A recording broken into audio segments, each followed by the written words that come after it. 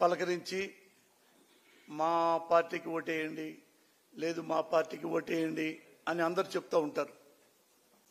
నేను అడిగినప్పుడు ఒకళ్ళు ఏమన్నారంటే, వాళ్ళు అర్బన్ పీపుల్ అంటే టౌన్స్లో ఉండే ఓటర్లు, నగరాల్లో ఉండే ఓటర్లు, బాగా డబ్బున్న వాళ్ళు, వీళ్ళు ఏమంటున్నారంటే, ఏమండి జగన్మోహన్ రెడ్డి గారు డబ్బులన్నీ పేదవాళ్ళకి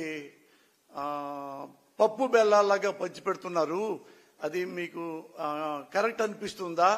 మీరు కరెక్ట్గా చెప్తారు కదా, చెప్పండి అని అడిగారు. అయితే నేను మీకెందుకు చెప్పటం అండి, ఒకసారి ఆంధ్రప్రదేశ్ మొత్తం చెప్తా. ఇలాంటి డౌట్ ఉన్న ప్రజలు చాలా మంది ఉంటారు కదా. అందుకని నేనేమనుకుంటున్నానంటే, చంద్రబాబు నాయుడు గారి గురించి మీరు తీసేయండి, అతను ఏమన్నాడో తర్వాత చెప్తా. జగన్మోహన్ రెడ్డి గారు పప్పు బెల్లాలాగా పెట్టకపోయి ఉంటే ఈ పాటికి ఆంధ్రప్రదేశ్ చంద్రబాబు లాంటి ఒక అవినీతి పరుల చేతుల్లో పేదవాళ్ళు నాశనం అయిపోయేవాళ్ళు. ఎందుకంటే పేదవాళ్ళని ఇంకా పేదవాళ్ళగా చేసేవాళ్ళు. ఎందుకంటే మీకు తెలుసు ఎప్పుడు అభివృద్ధి ఎక్కడా అభివృద్ధి ఎక్కడా అభివృద్ధి ఎక్కడా అంటే, నేనేం చెప్తానంటే, అభివృద్ధి ఒక ఈ సిమెంట్ స్తంభాలతో కానీ పెద్ద పెద్ద బిల్డింగ్లతో కానీ అభివృద్ధి ఏం రాదు. బేసిక్గా మానవ నిర్మాణం జరగాలి. మనిషి వర్ణాన్ని జీవోత్సవం స్థాయిలోంచి నేను ఒక మనిషిని అని ధైర్యంగా రోడ్డు మీదకి వచ్చి నిలబడి చెప్పగలిగేలాగా ఉండాలి. అది చంద్రబాబు చేయరు. 5 ఏళ్లకు ఒకసారి ఎలక్షన్కి వస్తారు. పేదల దగ్గరికి, కూలీల దగ్గరికి, వాళ్ళని పేదవాళ్ళగానే ఎన్నో సంవత్సరాలుగా 75-80 సంవత్సరాలుగా అలాగే బతికిస్తున్నారు. చంద్రబాబు లాంటి నాయకులు వస్తారు, వాళ్ళ దగ్గరికి వస్తారు. ఒక్కొక్కటి ఇంటికి ఒకటికి 1000 రూపాయల చొప్పున, 4 ఉంటే 4000, 8 మంది ఉంటే 8000 ఇచ్చేసేసి వెళ్ళిపోతారు. అప్పటిదాకా ఈ పేదవాడికి ఏముంటుంది? పూరి గుడిసె, అన్నం లేదు, ఆరోగ్యం లేదు, నాగరికత లేదు, విద్య లేదు, డబ్బులు లేవు, తినడానికి తిండి లేదు, కడుకోవడానికి బట్ట లేదు. ఇలాంటి వాడికి ఒక్క 1000 రూపాయల కాగితం చూపిస్తే, ఇదిగో ఈ 1000 రూపాయలు నీకు ఇస్తా, నాకు ఓటేస్తావా? వేస్తానయ్యా, 6 ఉన్నాం 6000. ఇది సాగుతుంది ఎప్పటి నుంచో. అప్పుడు ఏమవుతుంది? ఈ 6000 ఎప్పుడు వస్తాయి? 5-6 నెలలు వస్తాయి. మళ్ళీ ఎప్పుడు వెయిట్ చేస్తారు ఈ పేదోళ్ళు? మళ్ళీ 5 ఏళ్ల తర్వాత మళ్ళీ ఎలక్షన్లు వస్తాయి, అప్పుడు మనకు డబ్బులు వస్తాయి కదా అని అప్పటిదాకా వెయిట్ చేస్తూ ఉంటారు. ఒక జీవోత్సవాల్లాగా. ఇది వద్దు. పేదవాడు జీవోత్సవం కాదు, పెద్దవాడు జీవోత్సవం కాదు అని చెప్పి ఈ పథకాన్ని ప్రవేశపెట్టాడు. దీనికి అన్ని చదువులు కానీ, విజ్ఞానం కానీ, నాడు నేడు అన్నా కానీ, ఆరోగ్యం అన్నా కానీ, మీ ఇంట్లో బట్టలు లేవు, అన్నం లేదు, కూడు లేదు, గుడ్డ, ఇన్ని చూసి ఈ పథకాలు ప్రవేశపెట్టాడు. మీరు అనుకుంటున్నారు పంచుతున్నారు అనుకుంటున్నారు. నేను అంటున్నాను, అర్బన్లో ఉండే మహానుభావులు, డబ్బున్న వాళ్ళు, ధనవంతులు, ముఖ్యంగా చెప్తే ఎగ్జాంపుల్ మా కమ్మ వాళ్ళు కూడా, అలాగే డబ్బున్న కాపు మహారాజులు కూడా అదే టౌన్లో ఉంటూ మీరు కూడా ఎంతో మందికి లక్షల రూపాయలు పంచుతున్నారు కదా పేదలకి. పేదలు నేను కమ్మవాడిని. అరే ఊళ్ళలో మన కమ్మవాడు ఉన్నాడు, వీడు బాగా చదువుతున్నాడు, వీడి డబ్బులు లేవు అని వాడికి 10,000 5,000 ఇచ్చుకుంటూ ఈ మనం ఇస్తే వాడు చదువుకొని మనలాగే పెద్దాడవుతాడు కదా అని వీళ్ళు డబ్బున్న కమ్మవారు డబ్బు లేని పేదవాళ్ళకి, డబ్బున్న కాపు నాయకులు రాజకీయ నాయకులు కాదు, గుంటూరులో ఉన్నారు చూడండి, మన మహానుభావుడు గుంటూరులో తులసి రామచంద్ర ప్రభు, అతను కొన్ని వందల కాదు వేలాది మంది కాపు కుర్రోళ్ళకి, అమ్మాయిలకి, అబ్బాయిలకి తన సొంత డబ్బులతో లక్షల్లో చదివిస్తున్నాడు. అలా మీరు డబ్బులు ఇస్తున్నారు కదా. అలాగే నేనే ఎగ్జాంపుల్. నేను ఇక్కడికి పేదవాడిని. నేను 7th క్లాస్ పెద్దకాకంలో చదివా. ఆ తర్వాత భయం, మా నాన్న బరిగుడ్లు తిప్పుతాడేమో, పొలంలో కూలీకి పంపిస్తాడేమో అంటే మా నాన్న నా ముఖం చూసి బాధపడి ఈడు ఆడ బాగా చదివితే బాగుండే అని తీసుకెళ్లి మోతడకలో పెట్టాడు. తెలుసు మీకు మోతడక, ఇక్కడ అమరావతి రోడ్లో. అక్కడ అయిన వాళ్ళు ఇట నా బిడ్డను చదివించండి, నేను డబ్బులు ఇవ్వలేకపోతున్నానంటే ఆ దయతో 10th క్లాస్ చదివా. 10th క్లాస్ మంచి మార్కులతో పేసా, దగ్గర 1st క్లాస్తో. మళ్ళీ మా నాన్న ఎదురుగా నుంచుంటే మా నాన్న మళ్ళీ నా ముఖంకి చూశాడు. నేను ఇట్ట తలుపుతుంటే మళ్ళీ నేను బరిగుడ్లు కాపిస్తాడేమో అంటే మళ్ళీ తీసుకెళ్లి జేకేసీ కాలేజీ స్టూడెంట్ ఎంకేఆర్ గారు, మారుపూడి కోటేశ్వరరావు గారు, మా పెదకాకని మా నాన్నకి తెలుసు. అరే కోటేశ్వరరావు, వీడు బాగా చదువుతున్నాడు రా, మా దగ్గర డబ్బులు లేవు, నువ్వేమైనా సహాయం చేస్తావా? వాడు నాకు వదిలేయి సుబ్బారావు. ఆయన నన్ను తీసుకెళ్లి జేకేసీ కాలేజీలో జరిపించారు. ₹1 కూడా మా దగ్గర లేదు. ప్రామిస్లీ ఐఎమ్ టెల్లింగ్ యూ, ₹1 కూడా లేదు. అక్కడి నుంచి గుజ్జనగోళ్ళు ఉంది గుంటూరులో, ఎక్కడో జేకేసీ కాలేజీ, మా ఊరు పెదకాకని. ఇక్కడి నుంచి బస్ ఎక్కి వెళ్ళాలి, బస్ స్టాండ్ లో దిగి మళ్ళీ బస్ ఎక్కి జేకేసీ కాలేజీకి వెళ్ళాలి. ₹1.5 ₹2 రోజు అవుతాయి. మా ఇంట్లో పావలా కూడా లేదు. ఎట్టా అంటే పాప ఆ ఎంకేఆర్ గారు నన్ను కమ్మ హాస్టల్లో చేర్పించాడు. కమ్మ హాస్టల్లో చేర్పిస్తే కమ్మ హాస్టల్లో అంత డబ్బులు మనం ఎక్కడ కడతాం? కమ్మ హాస్టల్లో 5 ఏళ్ల పాటు ఇంటరు డిగ్రీ అక్కడ హాస్టల్లో ₹1 లేకుండా గదిలో 5 ఏళ్లు ఉన్నా. 5 ఏళ్ల పాటు 2 పూట్ల కడుపు నిండా అన్నం తిని చదువుకున్నా. ఎవరిచ్చారు ఈ డబ్బులు? సేమ్ జగన్మోహన్ రెడ్డి లాంటి మహానుభావులే. ఇప్పుడు జగన్మోహన్ రెడ్డి గారు ఎలాగే పేదలకి, నాలాంటి పేదలకి కడుపు నింపుతున్నాడో, విజ్ఞానం నింపుతున్నాడో, అలాగే నన్ను ఎవరు అనుకున్నా సాధించుకుంది. కొత్తపేటలో డాక్టర్ గారు ఉన్నారు, కంటి డాక్టర్ పరంతరామయ్య గారు. వాళ్ళ అబ్బాయి నాకు తెలుసు, వాళ్ళ కజిన్ గణేష్ని ఇంటి పేరుతో ఉంటుంది. ఈ పరంతరామయ్య గారు నన్ను చూశారు. ఎవడరా కుర్రాడు, రమ్మను. ఐలేళ్ళు నుంచున్నా ఇట్లా. ఏం పేరు నీ పేరు? అప్పుడులో నా పేరు పోసాని కృష్ణమరళి. ఇంటి పేరు ఎందుకు చెప్పావు? నేను ఇప్పుడు అలాగే చెప్తాను సార్.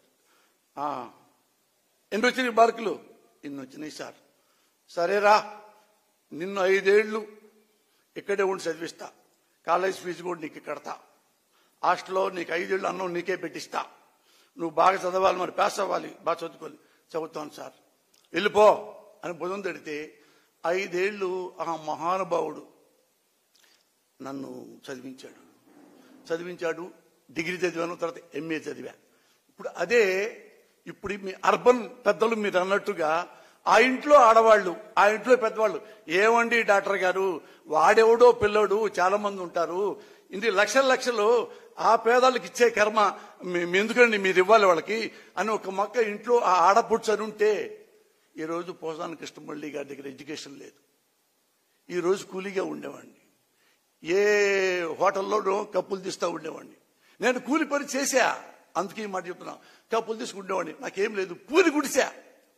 ఇలాగా నాలాంటి పేదవాళ్ళు, నాలాంటి కమ్మవాళ్ళు, ఇంకోలాంటి కాపు కుర్రవాళ్ళు, ఎంతమంది అర్బన్లో మీరున్న డబ్బులున్న మహానుభావులు, కులాలు, ఎవరు కులం వాడైనా, కులాభిమానం ఉన్నా సరే, మాలాంటి పేదల్ని మరి ఎంత చదివించారు. నేను MA చదివా, ఈ స్థాయికి వచ్చా, ఇంత డబ్బులు సంపాదించా. అది నాకు గుర్తుంది. మళ్ళీ నేను కూడా లక్షల్లో కాదు, ₹1 కోటి పైగా ఖర్చు పెట్టా. ఎంతో మంది పెళ్లిళ్ళు చేపించా, ఎంతో మందికి నేను చదివించా. ఎంతో పేద పిల్లకి నేను మాత్రం కులం మతం చూడలా.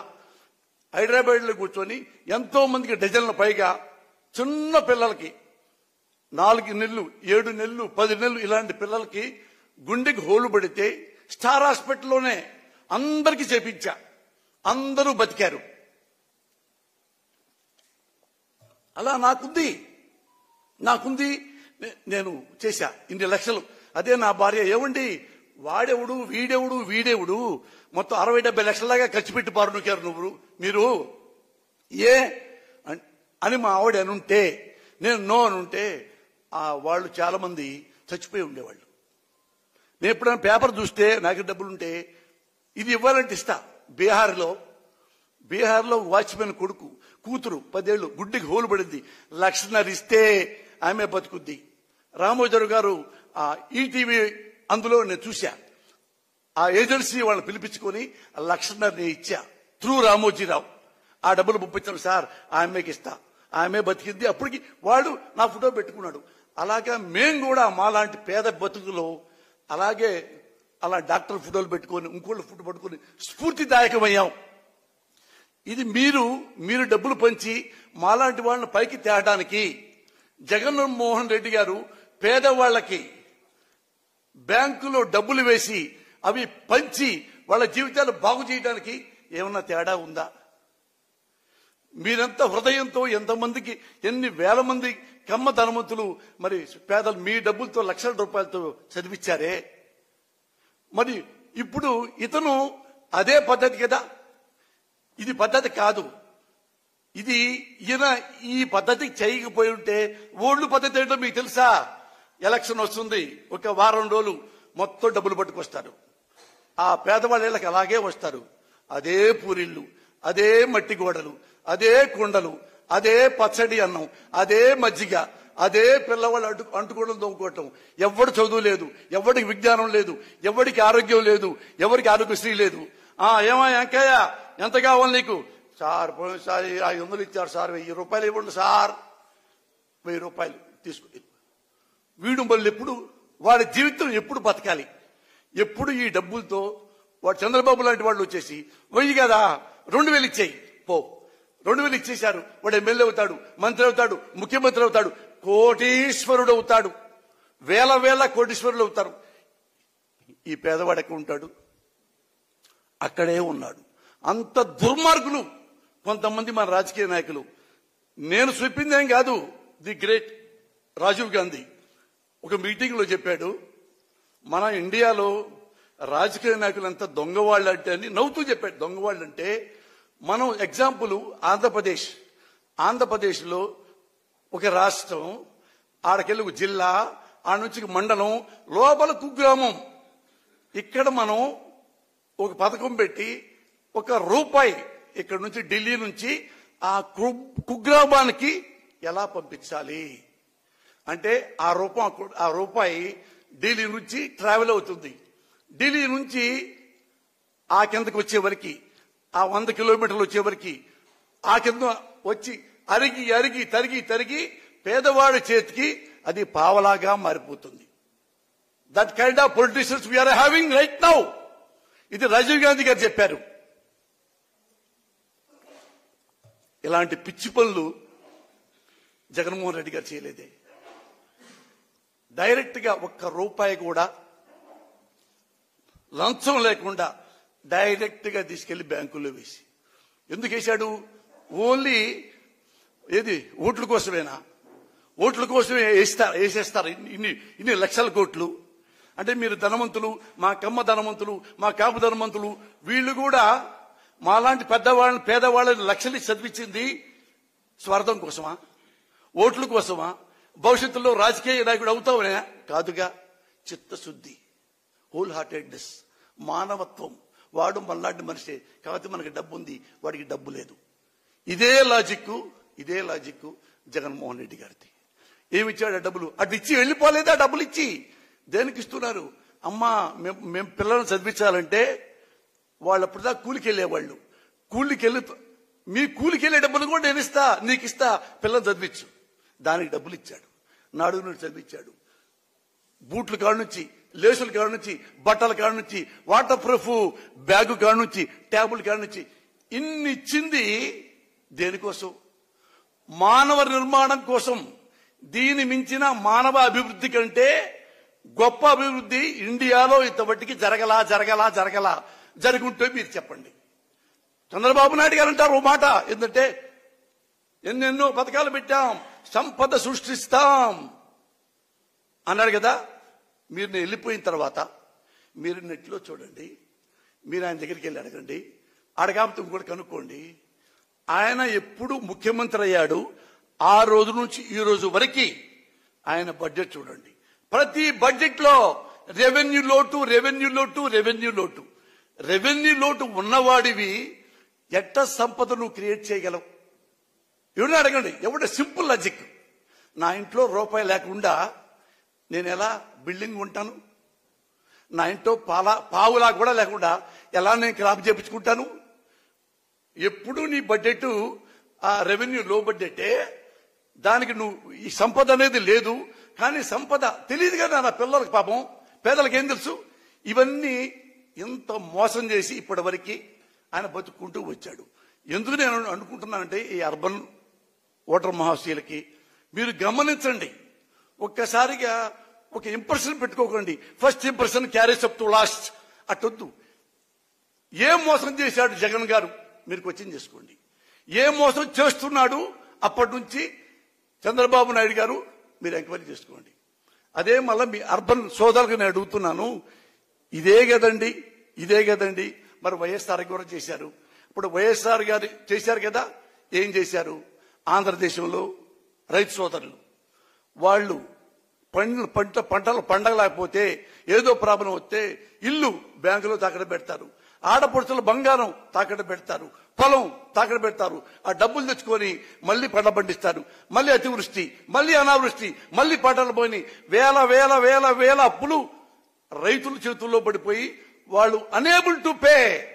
బ్యాంకు వాళ్ళు వస్తుంటే ఇల్లు తాళం వేస్తా ఉంటుంటే వేలాది మంది రైతు సోదరులు పెళ్ళాం బిడ్డలతో సహా ఆత్మహత్య చేసుకున్న రైతు మహానుభావులు ఎందరో ఎందరో ఎందరో ఆంధ్రప్రదేశ్ లో. ఇది యాత్రలో వైఎస్ఆర్ గారు గమనించాడు, అన్ని చూసుకున్నాడు, అన్ని చదువుకున్నాడు. ఎలక్షన్ ముందు చెప్పాడు, అమ్మా మీకు ఇంతింత అప్పులున్నాయి, మీ నగలు మెడలో ఉన్న తాళిబొట్టు కూడా బ్యాంకులో పెట్టారు, పొలం కూడా తాకట్టు పెట్టారు, ఇల్లు తాకట్టు పెట్టారు.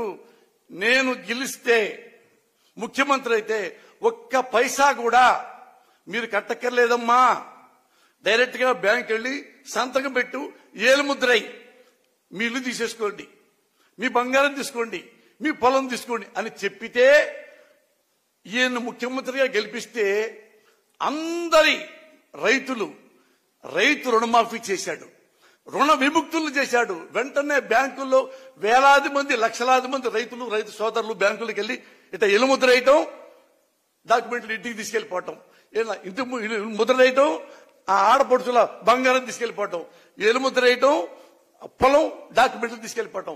ఒక్క పైసా కూడా రుణం లేకుండా రైతుల్ని కడదీర్చిన మహానుభావుడు వైఎస్ రాజశేఖర రెడ్డి గారు. ఈయన చేసిన దానికి మీరు అభినందించారా? పేదలు మొత్తం అభినందించారా? అప్పుడు అనలేదే రైతులకి పప్పు బెల్లలాగా నివేదిక పెట్టారు వైఎస్ రాజశేఖర రెడ్డి గారని. జగన్ పెట్టిన పప్పు బెల్లాలకి ఈ పెట్టిన పప్పు బెల్లాలకి ఏమైనా తేడా ఉందా? మానవ నిర్మాణం ప్రజలకు ఒక నమ్మకాన్ని కల్పించారు. ఓ ప్రభుత్వం ఉంది మన కోసం, మనం ఓటేసాం కాబట్టి ఆ ప్రభుత్వం మనకి జవాబుదారీ, మన కష్టం వాడు తీర్చాలి, మన నష్టం వాడు తీర్చాలి, మన కన్నీళ్లు వాడు తుడవాలి. అదే కాన్సెప్ట్ వైఎస్ రాజశేఖర రెడ్డి, అదే కాన్సెప్ట్ జగన్మోహన్ రెడ్డి. అదే ఇంట్లో పిల్లవాడు చదువుకోకపోతే, ఇంగ్లీష్ రాకపోతే, ఉద్యోగం లేకపోతే గుడిసెగా ఉంటుంది, రోగంగా ఉంటుంది, ప్రాణంగానే పోతుంది. కాబట్టే నాడు నేడు, కాబట్టే ఆరోగ్యశ్రీ. దయచేసి ఇంతకంటే మీకు ఎక్కువ చెప్పాల్సిన అవసరం లేదు. ఇది 100% చాలా జెన్యూన్ గా మనస్ఫూర్తిగా దైవ సాక్షిగా చెబుతున్నా. He is very very sincere. పేదల పట్ల చాలా కనసం ఉన్న మనిషి జగన్మోహన్ రెడ్డి గారు. ఇప్పుడైనా మీరు ఎంక్వైరీ చేసుకోండి. ఇన్నేళ్ల మీ రాజకీయ జీవితంలో మీరు చాలా చూసుంటారు. జగన్మోహన్ రెడ్డి గారు ఏం చెప్పారు, ఏం చేశారు, చంద్రబాబు గారు ఏం చెప్పారు, ఏం చేశారు, మీరు క్వశ్చన్ చేసుకోండి సార్. ఆన్సర్ మీకే తెలుస్తుంది. దయచేసి జగన్మోహన్ రెడ్డి గారిని దీవించండి, ఆశీర్వదించండి. Thank you.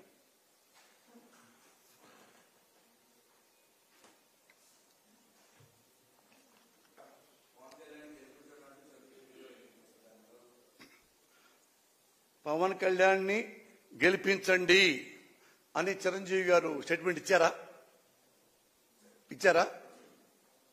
ఎలా ఇస్తారు చిరంజీవి గారు ప్రజలంటే ఆయనకి లెక్కలేదు కదా, ప్రజలంటే ఆయనకి చాలా చీప్ ఒపీనియన్ కదా, వాళ్ళేం బిగుతారులేమని అని కదా. ఎందుకంటే ఆయన వెరీ గుడ్ బిజినెస్ మ్యాన్. సినిమాల్లో once upon a time #1 hero, ఎప్పటికీ టాప్ హీరో. ఇతను మనకి సేవ చేద్దామని చెప్పేసి ప్రజారాజ్యం పార్టీ పెట్టాడు. మీకు చెప్పక్కర్లా. ఆయనకి 18 ఎమ్మెల్యేలు వచ్చినాయి. ఎవడన్నా 18 ఎమ్మెల్యే సీట్లు వస్తే ఆ 18 మందిని తీసుకొని అసెంబ్లీలో కూర్చొని ఆంధ్రదేశంలో ఈ ప్రాబ్లమ్స్ ఉన్నాయి, సాల్వ్ చేయండి, ఈ కష్టాలు ఉన్నాయి, సాల్వ్ చేయండి అని ఎప్పుడైనా ఒక్కరోజు అన్నాడా? అది ఆయన ఆ 18 మందితో కూర్చొని ఉంటే ప్రజలంత గొప్పగా నమ్మేవాళ్ళు. ఇంతకంటే ఇంకా గొప్పగా చెప్తాం మీకు. భారతదేశంలో బీజేపీ పార్టీ పెట్టారు. పెట్టి వాళ్ళు దేశమంతా తిరిగారు. 2 ఎంపీలే అయినాయి. 2. ఒకటి ఆంధ్రప్రదేశ్లో ఉంది, తెలంగాణలో, ఒకటి ఇక్కడ యూపీలో ఉందనుకుంటా. 2 ఎంపీలు అయ్యారు. అరే ఇద్దరే ఇంత భారతదేశంలో 2 ఎంపీలు మన దగ్గర వచ్చినారా? మిగతా ఎప్పుడు రావాలి ఎందులే మనకని చెప్పి బీజేపీ పార్టీని మూసుకొని ఎవరి దారి ఇంటికి వెళ్ళిపోతే ఈ రోజు ప్రపంచంలో అత్యుత్తమైన శక్తి ఉన్న పార్టీ బీజేపీ అయ్యేది కాదు. ఎందుకు 2 ఎంపీలు ఉన్నా కానీ మళ్ళీ భారతదేశం మొత్తం తిరిగి అధికారంలోకి వచ్చింది? వాళ్లలో ఉన్న సిన్సియారిటీ, వాజ్పేయిలో ఉన్న సిన్సియారిటీ, అద్వానీలో ఉన్న సిన్సియారిటీ, నిజాయితీ, దేశభక్తి, దేశం పట్ల ప్రేమ, ఈ మొత్తం ఏవి మనోడికి చిరంజీవికి లేవు. ఆత్మే పైసా డాష్ డాష్ డాష్. 18 కనీసం 5 ఏళ్ల పాటన్నా ఆడ కూర్చున్నాడా? ప్రతిపక్ష స్థానంలో కూర్చుంటే ఆయన కూడా నెక్స్ట్ మళ్ళీ వచ్చేయి కదా. అంటే ఇది బిజినెస్ అన్నమాట చిరంజీవి గారికి. సినిమా కూడా ఇంతే, డబ్బులు ఇస్తే చేద్దాం, ఈ పోతే వెళ్దాం. ఇక్కడంతే, ప్రజలు మనకి ముఖ్యమంత్రి అయితే ఆ సీట్లో కూర్చుందాం, ఎంజాయ్ చేద్దాం, ఓట్లు అయిపోతే వెళ్ళిపోదాం. మనకెందుకు 5 ఏళ్ళు ఖాళీగా ఉంటాం, 5 ఏళ్ళు బోరు పద్దాక. ప్రతిపక్షాలు ఉంటే ఆ అధికార పక్షాలు ఉంటే ఆ లెక్క వేరు కదా అని ఏం చేశాడు? 18 మంది ఎమ్మెల్యేలు అమ్మేసుకున్నాడు. మీ దారి మేము పొమ్మన్నారు. అంతకుముందు ఏమన్నాడు ఒకప్పుడు, ఏంటి చాలా పిచ్చి పిచ్చిగా మాట్లాడుతాం, చాలా మంది మా 18 మంది ఎమ్మెల్యేలు అమ్ముడు పోవడానికి వాళ్ళు ఏమన్నా కోడి పిల్లలు కాదు, పులి పిల్లలు అన్న 2-3 నెలలు కూడా అలా ఎమ్మటి ఇచ్చిపారుగాడు. ఆయన అసలు ప్రజారాజ్యం పార్టీ ఆపేసి ప్రజారాజ్యం కాంగ్రెస్ లో గెలిపాడు. ఈయన కాంగ్రెస్ మెంబర్ అయ్యాడు. దానికి బహుమతిగా తెలుసుగా ఇచ్చారు, రాజ్యసభ ఇచ్చారు, సహాయ మంత్రి ఇచ్చాడు, అవన్నీ చేశాడు. మరి అక్కడన్నా ఉన్నాడా? ఆ టైం అయిపోయింది. రాజ్యసభ మళ్ళీ ఇస్తారో లేదో, సహాయ మంత్రి మళ్ళీ ఇస్తారో లేదో, ఇచ్చేట్లేదే, వద్దు. మళ్ళీ అక్కడి నుంచి కూడా చెప్పైపోయాడు. వద్దే, నాకు రాజకీయం వద్దయా, సినిమాలు చేసుకుంటా అన్నాడు. గుడ్, వెరీ గుడ్, తప్పలేదు. తన తప్పు తెలుసుకున్నాడు. సినిమాల్లో బ్రహ్మాండం చేసుకోవచ్చు. మళ్ళీ దేనికి ఇప్పుడు మళ్ళా రాజకీయాల్లోకి? నాకు తెలియట్లేదు. ఏందా మీరు క్వశ్చన్ వేశారు? మీకేమైనా అర్థమవుతుందా చిరంజీవి గారి స్ట్రాటజీ? ఎవరన్నా అసలు జీవితంలో చిరంజీవి గారు ప్రజల దగ్గరికి వెళ్ళొచ్చా? ప్రజల గురించి మెన్షన్ చేయొచ్చా?